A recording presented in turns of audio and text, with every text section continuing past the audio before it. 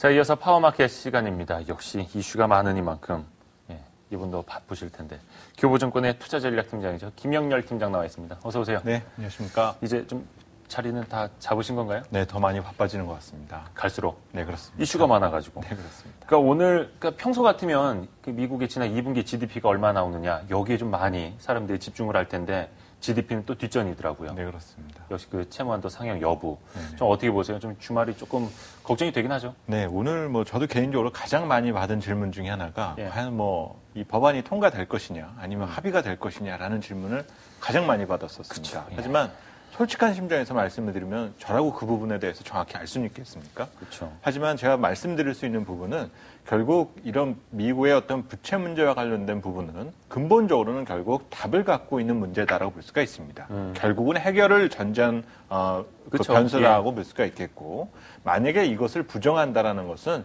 현재 글로벌 금융 시스템 자체를 부정한다라고 볼 수가 있기 때문에 이런 극단적인 선택에 대한 고민은 필요가 없다라고 볼 수가 있습니다. 그래서 주말에 너무 파격적인 내용이 나올 수 있는 그런 가능성도 제외될 것으로 보이고요. 정말 운 좋게 어떤 주말 동안 합의를 이끌어낸다면 다행이겠지만 이것이 안 된다고 하더라도 이제는 그러면 끝으로 가겠구나라는 식의 어떤 극단적인 선택은 지양해둘 필요가 높다는 점입니다. 오히려 이런 마찰 과정 자체가 계속됨으로써 발생되는 부작용은 오히려 이것이 조금 부드럽게 좀 그 한도 증액 문제가 해결이 되고 또 의회에서 재정 감축안을 받아들이면서 넘어갔을 때는 어떤 시장의 긍정적인 면이 빠르게 작용할 수가 있겠지만 오히려 이런 마찰에 대한 어떤 정도가 경과될수록 실제 부채 중도 부채 한도에 대해서 증액되는 법안이 통과된 이후에도 시장 불안감은 계속될 수가 있다는 점입니다. 특히 주목해야 될 것은 과연 국제 신용평가 기관들이 이번 사태를 살펴보면서 과연 미국 국가 신용등급에 대해서 어떤 판단을 내릴지에 대해서 시장에서 의문을 가져둘 필요가 있다는 점입니다. 단지 한도를 증액했다는 이유만으로 신용평가 기관이 이제 미국 국채에 대해서 낙관적으로 볼 필요가 있다는 어떤 전환된 태도를 보일 가능성 자체도 지극히 낮기 때문입니다. 그래서 이번 미국 부채와 관련된 이슈에 대해서는 어떤 추세적인 요인으로서 단정 지으실 이유까지는 없다라고 보여지고 여전히 변동 요인이다. 하지만 이것이 지금 주말을 껴있고 또 7월의 어떤 마지막 거래일과 딱 맞물려 있는 상태이기 때문에 근본적으로 해결된다라는 전제를 둔다면 현재 주식을 보유하고 있는 부분 투자자들의 경우는 홀드 전략은 아직까지 유효하다고 볼 수가 있습니다. 하지만 신규적으로 이제 매수의 관점을 갖고 계신 투자자라면 다음 주에 어떤 그런 변화되는 움직임까지 확인한 후에 접근을 해도 충분히 가능할 것이다라는 판단을 갖습니다. 하지만 그 말 그대로 최악 중에 최악은 없을 것이다라는 거고. 그렇습니다. 최악이 발생한다 하더라도 그 자산부터 팔면서 그 남의 나라 빚부터 좀 갚는다. 이게 지금 나와 있는 것 아닙니까? 그렇습니다. 알겠습니다. 미국 쪽 14조 3천억 달러라고 하죠. 네, 그렇습니다. 우리 돈으로 1경 5천조 원. 우리나라 1년 GDP가 한 1,000조 원 정도 되는데 우리나라가 한 14년, 15년 벌어야 되는 그런 부채를 또 안고 있는 나라고요. 오늘 또 그 LP다가 감산할 거라는 일단 외신 보도가 먼저 있었습니다. 그렇습니다. 시장은 민감하게 반응을 하는데 이게 진위 여부가 확인이 되는 겁니까? 네. 우선 오늘 지금 여기 방송국까지 걸어오면서 오랜만에 해를 봤는데요. 예. 오늘 좀 날씨가 그렇습니다. 그나마. 상당히 지겹게 비가 내리다가 오랜만에 해를 보니까 정말 반가웠습니다. 마찬가지로 오늘 이 LP다의 어떤 감산 관련 뉴스가 시장에 등장한 것도 지겹게 현재 가격 하락이 진행되고 있는 디램 가격 상황과 반도체 업황 분위기에서 조금 햇빛을 본 듯한 느낌의 그런 반응 정도의 뉴스로 볼 수가 있겠습니다. 따라서 아직까지 이 내용에 대해서는 전혀 검증된 바는 없고 하지만 이런 스토리가 이제 시장에서는 준비되어 가고 있다는 점에 대해서만 관심을 가져두시는 것이 중요할 것 같습니다. 다시 말하면 그동안에는 어떤 수요적인 부분에서만 관심을 가져왔지만 이제는 공급 사이드 측면에 어떤 경영 전략의 변화가 있다는 점을 들 수가 있겠는데요. 오늘 이 감산 관련된 뉴스가 나옴에도 불구하고 아직까지 외국인과 기관 투자자들의 어떤 태도가 소극적인 이유 중에 하나는 어떤 이런 뉴스 플로우의 순서가 조금 엇갈려 있다는 점입니다. 만약 이런 감산 관련 뉴스 나오기 이전에 어떤 반도체 디램 가격의 처참하게 하락하면서 이젠 디램 관련 기업들이 적자로 돌아섰다라든지 아니면 지금 재고가 소화하기 어려울 정도로 너무 많다. 이런 뉴스가 먼저 최근까지 많아왔었다라면은 이 감산 가능성에 대해서 기대감을 가져볼 수는 있습니다. 예. 하지만 이런 내용이 최근 그렇게 많지 않았음에도 불구하고 이런 뉴스가 먼저 등장했다는 것은 순서가 안 맞다라고 볼 수가 있겠는데요. 다시 말하면 이런 가능성이 이제 시장에서 조금씩 생겨나겠지만 아직까지 실제적으로 그것이 단행되고 이것이 어떤 반도체 관련 기업들과 업황 모멘텀을 변화시키기에는 아직까지 시기상조라고 볼 수가 있습니다. 따라서 이 내용에 대해서 오늘 어떤 관심을 갖고 투자하셨던 분들이 있다라면 단기적으로 저가인식에 따른 어떤 트레이딩 관점으로서의 어떤 대응이 필요하다고 볼 수가 있겠고요. 오히려 이런 IT 기업들 그리고 이 반도체 관련 기업들은 워낙 최근 수년 사이에 이익을 크게 늘려왔기 때문에 이보다 더 좋아지기는 이제는 쉽지가 않습니다.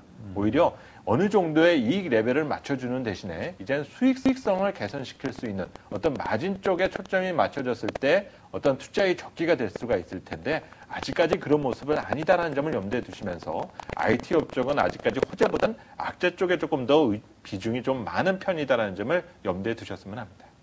그러니까 잠깐 전 해가 떴다 뿐이지 계절이 바뀐 건 아니다.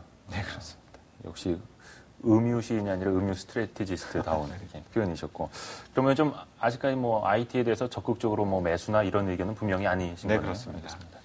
코스닥 오늘 보니까 뭐 지금은 좀 약세로 반전이 되긴 했습니다만 장중에는 543포인트. 네, 그렇습니다. 그러니까 장중 기준으로 연고점을 좀 넘어섰더라고요. 네, 그렇습니다. 그러니까 여기까지는 뭐 저도 이제 다 볼 수가 있는 건데, 그럼 여기에서 계속해서 랠리가 이어질 것이냐? 단순히 코스닥 지수가 아니라 그 안에 포함이 된 종목별 장세는 좀 더 이어질 것이냐. 이 고민에 대한 답은 어떨까요? 네, 우선 이달만 코스닥 지수가 10% 넘게 올랐기 때문에 이런 움직임이 얼마나 또 지속될까? 월간 수익률만 놓고 보면은 정말 추가적인 상승이 가능할까 의문이 상당히 큰 편입니다. 하지만 2009년 그 상반기만 하더라도 코스닥 지수가 6개월 동안 50%가 상승했었던 만큼 이런 잠재력을 보여주었었던 적도 있었습니다. 예. 하지만 당시에는 대기업들의 투자가 확대되는 시기였기 때문에 어떤 구조적인 의미를 담고는 있지만 현재는 코스닥 기업들 그리고 중소기업들의 어떤 구조적인 변화를 겪기보다는 대형주에 대한 단기적인 투자 매력이 약화되면서 나타나는 어떤 상대적 영향이 크다는 점을 계속 강조드리고 싶은 부분입니다. 풍선 효과 정도. 그렇습니다. 예. 준비된 자료 화면을 한번 살펴드리면서 설명을 드리도록 하겠는데요. 최근 대형주의 이익 모멘텀이 좀 꺾여가고 있습니다. 과거에도 그랬었던 적이 많은데요. 일반적으로 대형주 이익 모멘텀이 꺾일 때는 중소형주도 마찬가지입니다. 그런데 과거에 대형주 이익 모멘텀이 꺾일 때 중소형주와 대형주의 상대 성과를 비교해 보니까 항상 중소형주의 성과가 좋았었던 경우들이 많았습니다. 이는 대형주를 중소형주가 좋아 보여서라기보다는 대형주가 좀 위험하다라고 판단하기 때문에 자금의 이동한 현상이다라고 볼 수가 있는데요.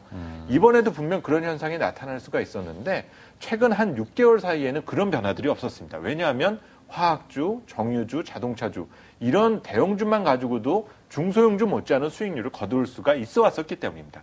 이런 부분 등이 최근에 조금 주춤해지면서 이에 대한 어떤 반사이득을 중소형주들이 보여주고 있다고 볼 수가 있는데요. 따라서 당분간 중소형주 랠리는 계속 이어질 수는 있고 문제는 그에 대한 어떤 정점은 대형주의 투자 매력이 커지기 이전까지다. 다시 말해서 시장이 조금 더 침체되면서 레벨이 낮아졌을 때는 시장 자금이 대형주로 갈 수 있는 가능성도 있다라는 점입니다. 그 이전까지 어떤 시장의 어떤 투자에 대한 어떤 그런 성격으로서 개별주 플레이를 유지해 나가는 전략이 당분간 필요하지 않겠냐라고 봅니다. 그러면 또 이제 그 종목을 고르는 것도 상당히 좀 힘들어질 테고요.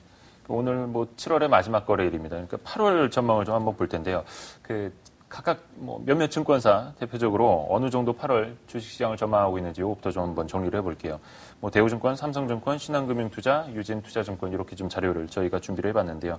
뭐 지수 밴드는 거의 비슷합니다. 2,100에서 한 2,200, 한 300포인트까지요. 근데 그 내용을 좀 보면은 대우증권은 이익 모멘텀이 둔화된다 하더라도 지수는 상승할 것이다. 시장은 올라갈 거다. 이렇게 보고 있고 삼성증권에서는 반전의 서곡이 보인다. 8월에는 수급이 개선될 거다. 신한금융투자는 역시 뭐 지수보다는 종목이고 8월 초보다는 8월 말이 조금 더 나을 걸로 본다. 이렇게 밝혔네요. 유진투자증권은 뭐 미국의 기대보다는 역시 중국 쪽 경기 모멘텀과 좀 시장은 비슷하게 갈 거다. 이렇게 이야기를 했네요. 그렇다면 어느 업종을 조금 더 좋게 보는지도 한번 정리를 해보죠. 삼성증권은 자동차, 석유화학, 철강, 내수소비고요. 신한은 정유운직료, 금융건설, 솔로몬 투자증권은 IT, 은행, 보험건설이고요. 하나대투증권은 자동차, 철강, 화학은행, IT, 하드웨어. 예, 가장 많네요. 교보증권에 저기가 없죠. 직접 들어봐야죠. 네. 그러니까, 예. 저희도 뭐 시장 밴드의 범위는 크게 다르지는 않습니다. 예. 상단은 2,250 정도를 예상을 하고 있는데요. 앞서 보셨던 증권사들의 부분과 가장 큰 차이는 하단이 저희는 2,000포인트를 조금 낮게 예정을 해놓은 상태입니다. 왜요? 가장 큰 이유는 남은 하반기 일정에서 가장 주의 깊게 봐야 되는 기간이 바로 8월과 9월로 예상을 하고 있는 상태인데요. 여전히 이번에 미국 부채 문제도 그렇지만은 유럽 재정위기 문제도 분명히 사그라들지가 않았고 이런 시스템 리스크가 다시금 좀 수면 위로 떠오를 수 있는 시기가 8, 9월이 가능성 자체가 크다는 내용 때문입니다. 또 다른 부분은 앞서 이익 모멘텀이 조금 둔화되더라도 괜찮다라고 얘기를 해오지만 앞서 이 시간에서도 몇 번 말씀드렸던 부분 중에는 현재 하반기 이익 전망치의 수준 자체가 너무 높다는 점입니다. 너무 지금 여전히 시장은 낙관적인 거에 집착이 강하고 그런 집착이 강할수록 향후에 부작용도 클 수가 있다는 점입니다. 전체 우리 기업들의 이익의 어떤 구조적인 변화나 유동성 환경을 고려한다라면은 조정을 두려워할 이유까지는 없지만 예. 너무 낙관적인 면 때문에 2,100을 붕괴하면 안 된다라는 집착만 또 갖는 것도 다소 좀 주의가 필요하다는 생각입니다. 그런 점 때문에 8월도 다소 좀 제목 타이틀로 저희가 사용했었던 것은 8월에도 국지성 호우는 계속될 수 있다는 점을 강조했는데 결국 이런 하향 변동성을 철저하게 이용하시라는 부분을 말씀을 드리고 싶고요. 이런 저항 요인을 오히려 조금 투자자분들에게 주의해야 된다는 쪽으로 말씀을 드리는 것보다는 시장은 어떤 전체적인 중장기 추세의 어떤 상승 추세에 대해서는 이견을 갖는 것이 아니기 때문에 오히려 그 저항 요인을 활용하시라는 점 쪽에 초점을 맞춰서 월간 밴드를 제시를 했습니다. 다만 그거는 좀 더 여유 있게 봐야 되는 거고요. 그렇습니다. 오히려 그동안 저가 인식이 강해지는 뭐 IT나 예. 화학, 정유에 대한 어떤 코드보다는 오히려 최근 시장 불확실성이 완화될 때 어떤 그런 환율 하락에 대해서 톡톡하게 수혜를 다시 볼 수 있는 유통, 그리고 음식료, 건설 등 그 철강 업종 등에 대한 관심을 우선적으로 가져주시는 것이 필요할 것 같습니다. 음식료, 건설, 철강까지요. 네, 그렇습니다. 알겠습니다. 자, 교보증권의 김영렬 투자전략팀장과 이야기 함께 나눠봤습니다. 다음 주에 다시 뵙죠. 네, 고맙습니다. 감사합니다.